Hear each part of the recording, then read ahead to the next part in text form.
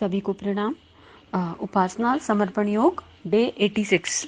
अभी कल day 85 last था हमारा, और उसमें नया टॉपिक स्टार्ट हुआ था, उपासना कतिपय मार्मिक भावना स्तर। उपासना हाइफन के साथ लिखा है कतिपय मार्मिक भावना स्तर। इसी टॉपिक को दोबारा ले रहे हैं, दीदी ने इसी टॉपिक से स्टार्ट किया था, पर नया टॉपिक ही स्टार्ट हुआ है तो बीच में से नहीं लेके टॉपिक के शुरुआत से ही ले रहे हैं।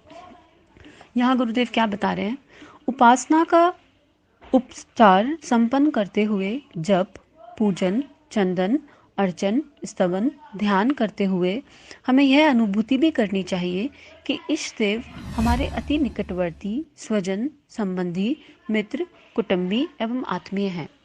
अभी गुरुदेव बता रहे हैं कि अगर आप रोबोट के जैसे कोई पूजा करो, या जब इतने लोग हमारी दुनिया में हैं लेकिन सभी के लिए कोई करुणा का भाव हमेशा जागृत नहीं होता ना। एक एक पर्टिकुलर लेवल पे आके जब हमारी आत्मता का विस्तार हो जाता है तब हमें दूसरों के लिए भी, और उसमें भी कार्मिक पैटर्न्स ज़्यादा होते हैं, हमें संवेदनाएं फील होती हैं। लेकिन जो हमारे अपने क्लोज फर्स्ट रिलेशनशिप में हैं या जिनसे हमारा कोई संबंध है, उनके लिए हमें एक आत्मता का, एक अपनेपन का एहसास होता है। तो गुरुदेव कह रहे हैं जब आप अपने इष्ट के पास बैठो तो उस आत्मीयता को महसूस करो, आप मानो कि उनसे आपका कोई एक संबंध है, क्योंकि अभी हम शरीर भाव में हैं तो संबंधों से ऊपर नहीं उठ रहे हैं। तो वो समझाना चाह रहे हैं कि एक आत्मीयता का रिश्ता जिसमें कोई एक्सपेक्टेशन नहीं है, लेकिन आप अपने इष्ट के पास पूरा खो के बैठ जाओ। आगे गुरुदेव क्या लिखते हैं, प्रियजनों के बीच अनेक रिश्ते होते हैं, उन्हीं में से एक रिश्ता उनसे स्थापित कर लेना चाहिए। हाँ, ये अब आपकी फ्री विल है, ये आपकी चॉइस है कि आपको क्या दिखाई दे रहा है। अभी किसी को कृष्ण जी में सखा दिखाई देता है, किसी को माँ बाबा दिखाई देते हैं, किसी को बेटा दिखाई देते हैं, और कोई माँ मीरा के जैसे खो जाती है उनके प्रेम में। तो अलग अलग लेवल है, किसको क्या भाव भगवान देंगे ये भी उस प्रभु की ही लीला है। तो आपके भीतर जो भी भाव है, लेकिन कोई एक भाव उनसे जोड़ के रखिए। माता, पिता, गुरु, बंधु, मित्र, पति आदि, अपने से बड़े पक्ष का रिश्ता आदि अधिक उपयोगी रहता है। गुरुदेव समझा रहे हैं कि वैसे तो बेटा भी मानते हैं गोपाल जी को बहुत लोग, लेकिन गुरुदेव समझा रहे हैं कि अपने से बड़े पक्ष का रिश्ता रहेगा तो बहुत अधिक उपयोगी रहेगा। यहाँ मैं एक बहुत छोटा सा एक एग्जाम्पल बताती हूँ। जैसे जब मैं आज से कुछ 7-8 साल पहले की बात है, मैं सब में देखती थी पूरी दुनिया में कि ना कृष्ण जी से हर कोई कोई रिश्ता बना के रखा हुआ है। तो समझ में ही नहीं आता था कि अपने को कोई फीलिंग नहीं आ रही है कि कृष्ण जी से कोई रिश्ता बनाना है। रिस्पेक्ट है उनके लिए, भाव है, प्रेम है, सब कुछ है, लेकिन जिसे देखो उसका कोई रिश्ता है और कोई सखा भाव में जी रहा है, कोई लल्ला बना के घूम रहा है। तो समझ नहीं आता था कि कान्हा है कौन आखिर मेरे। तो बड़ा मतलब उस समय बाल बुद्धि भी है, आप समझ लो। तो कोई रिश्ता तो बनाना है ये तो समझ में आ गया था, लेकिन वो भीतर की पुकार नहीं थी। अभी अभी समाज को देख के ये आ रहा था कि भाई इसने भी बनाया है तो मैं भी बना लूं। तो वो एक, लेकिन भगवान क्या होता है, जब आपका उद्देश्य पवित्र हो ना, आपकी फीलिंग प्योर हो, तो आपको वो उस रास्ते से भी सही पे ले ही आएंगे कभी ना कभी। तो उस समय ना उनके लिए भाई का भाव जागृत हुआ। भाव तो मैं नहीं बोलूंगी, लेकिन ऐसा लगा हम भाई बना लेते हैं, और उसमें भी बड़ा भाई। और भाव क्या था, आप मन की मलिनता देखिए। भाव ये था कि भाई बड़ा भाई बनाएंगे, क्योंकि बड़े भाई का तो हो आप, तो आपको हमारा ध्यान रखना पड़ेगा, हम आपका ध्यान नहीं रखेंगे। और आज समझ में आता है कि माँ बाबा मतलब क्या स्वरूप है कृष्ण जी का या राधा रानी का, आज वो समझ में आता है। लेकिन कोई एक आत्मीयता का भाव जब अंदर से जागृत होता है ना, तो उसकी जो इंटेंसिटी होती है, उसकी जो फीलिंग होती है, वो अनुभव स्तर की होती है, और यकीन मानिए बहुत सुंदर होती है। पर यात्रा शुरू कीजिए, प्रयास कीजिए, समझिए, उनके साथ बैठिए, तो आपको समझ में आ जाएगा कि आपकी आत्मा क्या चाह रही है। आगे गुरुदेव लिखते हैं, कभी कभी पुत्र पत्नी आदि के रिश्ते भी स्थापित किए जाते हैं। कौशल्या, देवकी, यशोदा, सूरदास आदि ने बाल गोविंद को इष्ट माना। फारसी भाषा में सूफी कवियों ने इश्क हकीकी की भक्ति धारा में भगवान को अपनी प्रेयसी के रूप में चित्रित किया। कितना सुंदर गुरुदेव लिख रहे हैं। और माँ देव की, माँ कौशल्या, माँ यशोदा, इन लोगों की ममता का तो मतलब इनकी निष्काम ममता है। यशोदा माँ के पास कितने दिन रहे, या माँ देव की के पास कान्हा कितने दिन रहे, लेकिन जो उनका भाव, जो उन्होंने जिया, उसको अगर हम समझ जाएं तो, या उसका एक अंश भी हमें समझ में आ जाए, तो कितना खूबसूरत गुरुदेव यहाँ बताना चाह रहे हैं। और जब हम इस भाव में खो जाते हैं तो फिर जैसे माँ मीरा की, मेरे तो गिरधर गोपाल दूसरों ना कोई, माँ मीरा तो बस इसी भाव में रही। मतलब मुझे उनमें माँ दिखाई देती है, जिसको भी जिस स्वरूप में दिखाई दे रहा है। तो आगे गुरुदेव लिख रहे हैं, उमर ख़याम की मधुशाला का एक अर्थ आध्यात्मिक भी लगाया जाता है और भक्ति के मद तथा ईश्वर को साकी मत पिलाने के रूप में चित्रित किया जाता है। ऐसी भावनाएं काफी कठिन पड़ती हैं। सरल वे हैं जिनमें भगवान से अपने ऊंचे रिश्ते का संबंध स्थापित किया जाता है। ऐसे रिश्ते में माता पिता का संबंध सबसे बड़ा है, सबसे कड़ा, सबसे सरल और सबसे भावपूर्ण है।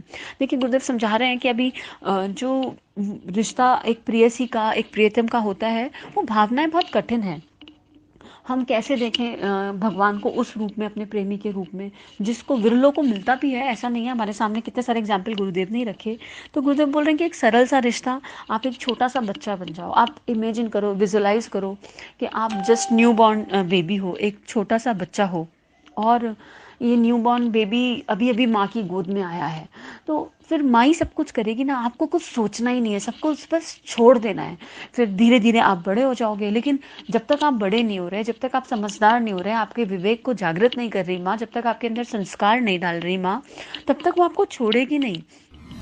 और बस आप बस माँ की गोदी में, उनके स्नेह में डूबे हुए हो। आप इमेजिन इसको विजुलाइज करके देखो, कितने आनंद की अनुभूति, कितना आनंद है कि आपके इष्ट को अपनी माता पिता के स्वरूप में देख के आप उसमें डूब रहे हो। और जैसे जैसे आप बड़े हो रहे हो, वो आपके सारे काम कर रही है। फिर आप चल रहे हो, आप गिर रहे हो, तो वो देख रही है, उनकी नज़र आप पे लगातार है। धीरे धीरे अपने आप को बड़ा होता हुआ देखो इस विजुलाइजेशन में। बड़ा होने की कोई जल्दी भी नहीं है, वो अपने आप आपको भाव देते जाएंगे कि कब बड़ा होना है, कब बच्चा रहना है।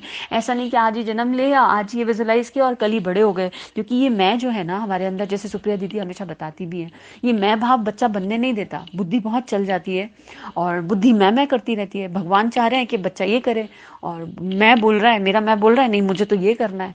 और अभी जब आप न्यू बॉर्न हो, अभी आप 1 महीने के, 10 दिन के, 5 दिन के हो, तो आपके पास सोचने के लिए कुछ है कहाँ? आपको तो बस माँ की गोदी, माँ की खुशबू चाहिए। तो इस तरह से आप विजुलाइज करोगे तो एक आनंद आनंद की प्राप्ति होगी। आगे बढ़ते हैं, अगले पैराग्राफ में गुरुदेव क्या बोल रहे हैं। गायत्री उपासना में भगवान को माता के रूप में माना गया है। माता के प्रति बालक का प्रेम सबसे सरल और स्वाभाविक है। क्या मनुष्यतर, पशु, पक्षी, कीट, पतंग सभी अपने बच्चों को प्यार करते हैं। माता में तो वह प्यार और भी अधिक होता है। अन्य योनियों में तो बहुधा माता ही एकमात्र शिशु की संरक्षक एवं स्नेहदात्री होती है। अन्य रिश्तों में प्रेम का आधार गुण, दोष एवं लाभ हानि होता है, पर माता का स्नेह जगत में सबसे ऊंचा है, परम, निस्वार्थ और त्याग और बलिदानों से भरा पूरा है। कितना खूबसूरत गुरुदेव यहाँ माता पिता के रिश्ते का चित्रण कर रहे हैं। और एक तो गुरुदेव ने ये भी बताया है, कहीं मैंने पढ़ा है, कि गायत्री माता को गुरुदेव, किसी ने पूछा कि आपने एक स्त्री क्यों बनाई, वो भी इतनी युवा सी, ऐसे क्यों बनाया आपने? तो गुरुदेव ने बोला, भावना के परिष्कार के लिए। कि अगर एक एक वयस्क, हम बड़े अगर माता को इस रूप में देख रहे हैं, तो नारी के प्रति उनका सम्मान भी जागृत होगा। ये भी गुरुदेव ने समझाया है कि सम्मान की दृष्टि से देखने की आदत पड़ जाए, हमारे चित्त की जो मलिनता है, इतने जन्मों के कुसंस्कार हैं, ये धुल जाए, इसलिए ऐसा बनाया है। लेकिन उसके आगे कितनी सरलता से गुरुदेव बता रहे हैं कि कोई भी योनि हो, कोई भी आप किसी भी उसमें देख लो, लेकिन माता का प्रेम अपने बच्चे के लिए हमेशा है और निस्वार्थ है। अभी आजकल कलयुग है, तो कहीं कहीं वो एक्सपेक्टेशन वाला भाव भी आ जाता है कि मेरे बुढ़ापे का सहारा है नॉल। लेकिन उस सब को भी हटा लो तो जन्म लेने के बाद प्रसव पीड़ा माँ सहती है, 9 महीने कोख में बच्चे को रखती है, सब कुछ होके गुजरती है। लेकिन जब वो बच्चा गोदी में आता है, तो एक मुस्कान, एक आत्मीयता, एक प्रेम माँ के चेहरे पे होता है, और फिर वो उस बच्चे के लिए पूरी रात जगती है। अभी ह्यूमन बीइंग में तो कितना समय लगता है एक बच्चे को बड़ा करने के लिए, और जितने भी माताएं हैं वो समझेंगी, पिता हैं वो समझेंगे कि रात रात भर कैसे जग के आप बच्चे को सींचते हो और कैसे हर गलती पे माफ करते हो। आज भी आप देख लो, अगर जो कुछ माताएं बहनें बड़ी होंगी, आपके बच्चे क्या मिस्टेक नहीं कर रहे हैं, लेकिन माँ का, पिता का जो स्नेह है वो कम नहीं पड़ता है। वो बच्चे को डांट सकते हैं, गुस्सा कर सकते हैं, लेकिन उनका जो आत्मीयता है, जो स्नेह है, वो कभी कम नहीं पड़ेगा। तो अगर हम भगवान को माता पिता के रूप में देख लें, अपने इष्ट को अपने पेरेंट्स के रूप में देख लें, तो कितना सरल हो जाएगा सब कुछ, कितना आनंददायी होगा सब कुछ। और हम गलती, ऐसा नहीं गलती नहीं करेंगे, हम गलती करेंगे तो वो हमें सिखाएंगे, लेकिन हमें पता कैसे चलेगा? उसके लिए उपासना आवश्यक है। आप रोज उनके संग बैठो तो सही, थोड़ी देर, आधा घंटा निकालो तो सही, तभी तो पता चलेगा मेरे दोष, मेरे गुण क्या है, और मेरे माता पिता मुझे क्या बताना चाह रहे हैं। अब अगर माता पिता को बच्चे को पढ़ाना है, तो बच्चे को साथ लेके बैठना पड़ेगा ना, बच्चे को उनके साथ बैठना तो पड़ेगा ना, तभी तो बच्चा ABCD सीखेगा।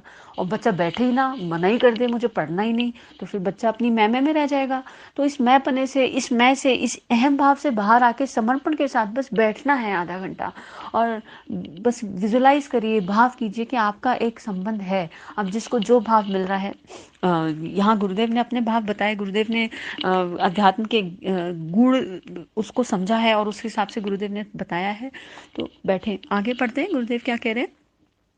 कुपुत्रो जायते क्वचिदपि कुमाता न भवति, अर्थात पुत्र कुपुत्र हो जाता है पर माता कुमाता नहीं हो सकती।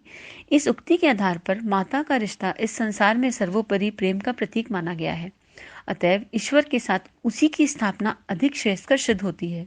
हम भगवान को अपनी माता माने और उसी के आधार पर भगवान हमें अपना पुत्र मानते हुए अनंत वात्सल्य की वर्षा करे, तो यह भावनात्मक आदान प्रदान प्रेम परंपरा का एक महान घटक बन जाता है। ईश्वर को माता मानकर एकमात्र प्रतिमा की अथवा ध्यान छवि की स्थापना के पश्चात उपासना पथ पर प्रगति में गतिशीलता उत्पन्न होती है। भावनात्मक आदान प्रदान के लिए इस प्रकार की स्थापना आवश्यक है। अभी गुरुदेव कितना सुंदर चित्रण दे रहे हैं कि मतलब आपके ऊपर प्रेम की वर्षा होगी। प्रेम का ये बेस्टेस्ट भाव है, प्रेम का प्रतीक है ये रिश्ता। रिश्ता शरीर भाव के रिश्ते की बात नहीं हो रही, शरीर भाव से ऊपर उठ के सोचिए। और ये कितना इंपॉर्टेंट है, गुरुदेव लास्ट लाइन में लिख रहे हैं कि भावनात्मक आदान प्रदान के लिए इस प्रकार की स्थापना आवश्यक है। भाई आप अपने दोष गुण दुर्गुण सब कुछ आपको खाली करना है उपासना में, आपको बताना है मेरे से दिन भर में ये गलतियां हो रही हैं। आप कैसे बताओगे, क्योंकि अभी तो हम शरीर भाव में है, कुछ ना कुछ मिस्टेक करते रहते हैं। तो जब तक अपना दिल खोल के उस परमात्मा के सामने रखोगे नहीं, तो अपनी माता के सामने बच्चा आके सब बताता है, स्कूल गया आके क्या हुआ, उसको रात को अपनी माँ चाहिए, उसको स्तनपान चाहिए, उसको भूख लगी है तो उसे अपनी माँ चाहिए। तो जब तक वो भावनात्मक आदान प्रदान, ये भावना सुदृढ़ नहीं होगी अंदर, तब तक कैसे आनंद आएगा। तो इसी आनंद की बात गुरुदेव कर रहे हैं कि आपके ऊपर अनंत वात्सल्य की वर्षा होगी, आपको इतना प्रेम मिलेगा, आप डूब जाओगे उस प्रेम में। एक बच्चे को, छोटे सा बच्चा, अगेन विजुलाइज कीजिए, एक छोटे से बच्चे को अगर माँ ना मिले 4 दिन, तो कैसा उसका दिल होता होगा, वो तो एक्सप्रेस भी नहीं कर सकता। तो बस अपने आप को वो शिशु मान के देखिए एक बार, और बिल्कुल बड़ा होने की जल्दी मत कीजिएगा, सहजता से चलिएगा। उनको पता है कि कब आपको क्या देना है, उनको अच्छे से पता है कि कब आपकी विचार किस तरह के होने चाहिए, कब आपकी भावनाएं कैसी होनी चाहिए। तो बस इस वात्सल्य को, इस प्रेम को महसूस कीजिए अपने कण कण में, अपने रोम रोम में। देखिए कि कैसे वर्षा हो रही है और कैसे भगवान हर पल आपको अपने संरक्षण में लिए हुए हैं माता पिता के रूप में। आगे गुरुदेव लिखते हैं, इसके उपरांत हमारी अनुभूति में दूसरी स्थापना यह होनी चाहिए कि इष्ट देव सर्वव्यापी और न्यायमूर्ति हैं, घट घट में कण कण में समाये हैं, अपने रोम रोम में भीतर और बाहर उन्हीं की सत्ता ओतप्रोत है। तिल भर भी जगह ऐसी नहीं जहाँ वे ना हो। हर जड़ चेतन पदार्थ में, अपने समीपवर्ती और दूरवर्ती वातावरण में उन्हीं का प्रकाश जगमगा रहा है। कितना सुंदर गुरुदेव ने दूसरा भाव बताया कि अब हम माँ से अलग भी हो जाएं, आप अपने क्रियाकलाप भी करो, तो भी माँ तो स्मृति में रहती होगी ना। एक बच्चे की माँ नहाने भी गई है, ऐसे भी गई है, लेकिन माँ स्मृति से, भाव से तो नहीं जाएगी। तो दूसरा भाव गुरुदेव बोल रहे हैं कि बस ये सत्ता उन्हीं की है, सब कुछ तो वही है। सब कुछ इस सूर्य का प्रकाश से बना हुआ है, जड़ चेतन सब उस सूर्य की ऊर्जा का रूपांतरण है। अब आप सूर्य देख लो या आप ये देख लो कि आपके माता पिता की, आपके इष्ट की ऊर्जा का रूपांतरण है। तो आपके कण कण में बस वही है हर जगह।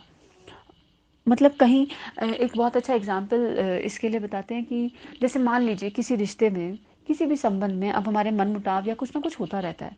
तो कहीं से अगर आपको ऐसा लगे ना कि कोई आपको हर्ट कर रहा है, तो पहले तो अगर ये फीलिंग आ रही है तो मैं बाकी है, क्योंकि हर्ट किसे हो रहा है, दुख किसे पहुंचता है, मेरे मैं को। भाई परमात्मा में अगर आप जुड़ गए, माँ मीरा को विष पिला दिया, उन्हें पता नहीं चला, है ना। सूरदास जी की आंखें नहीं, उन्हें पता नहीं चला। अब अगर आप उन संतों को देखो तो उनको कहाँ पता चला, वो तो विलीन होते चले गए, क्योंकि वो थे ही नहीं कहीं। लेकिन हमारे अंदर हम बाकी हैं अभी, और हम बाकी हैं तो सारे इमोशंस बाकी हुए हैं, फिर सब कुछ आ जाता है, एक्सपेक्टेशन भी हो जाती है, हर्ट भी हो जाता है। लेकिन एक एक एक चेहरा इमेजिन कीजिए एक पल के लिए, एक चेहरा, और जिस चेहरे के प्रति आप प्रेम जागृत करना चाहते हो, लेकिन जिस चेहरे से आपको सबसे ज़्यादा दुख और तकलीफ पहुंच रही है, आपको लग रहा है ये ऐसा क्यों है। तो और अब ये मान लीजिए कि उस चेहरे में आपके भगवान, आपके इष्ट बसते हैं, और बिलीव मी, आप ये प्रैक्टिस करो। अब वो जो भी बोले, आप ये मान लो कि वो वो आपके भगवान आपसे बोल रहे हैं ये बात, और वो चाहते हैं कि ये आपका एरिया ऑफ इम्प्रूवमेंट है, आपको यहाँ पे इम्प्रूव करना है, इसलिए उनको माध्यम बना के आपसे ये बात बोली जा रही है।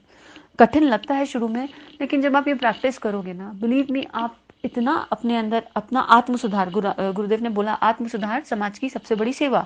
लेकिन खुद की कमियां देख पाना इतना आसान नहीं है। अभी हम, हमारा अहम ही नहीं समाप्त होता, तो अगर हम झांक के भी देखें तो हमें लगता है मैंने क्या गलत किया, मैं तो कुछ गलत किया ही नहीं, सामने वाले की गलती होती है, बस ऐसा ही लगता है हमेशा। तो जब आप इस भाव में स्थित हो जाओगे और बिल्कुल मान लोगे समर्पण के साथ कि नहीं, ये पर्टिकुलर इंसान, ये तो गुरुदेव की, मेरे प्रभु की, मेरे इष्ट की ही चेतना है, क्योंकि कण कण में है, तो एक से शुरू कर रहे हैं। और अब ये जो भी बोलेंगे कभी भी, वो मेरा प्रभु मुझसे बोल रहा है, मेरा भगवान, मेरा ईश्वर मुझसे बोल रहा है, और मुझे वो विवेक से, बुद्धि से, समर्पण से देखना है कि क्या मेरे अंदर वाकई है। और मोस्ट ऑफ द टाइम आप ये पाओगे कि वाकई इंप्रूवमेंट की जरूरत आपको है, क्योंकि बुरा किसे लगा, हर्ट किसे हुआ, दुख किसे पहुंचा, मेरे अहम को। और जब आपके व्यवहार, उससे क्या होगा, आप शांत होने लगोगे धीरे धीरे धीरे धीरे, क्योंकि आपको पता है आपको जवाब देना ही नहीं। अपने भगवान को कौन जवाब देता है?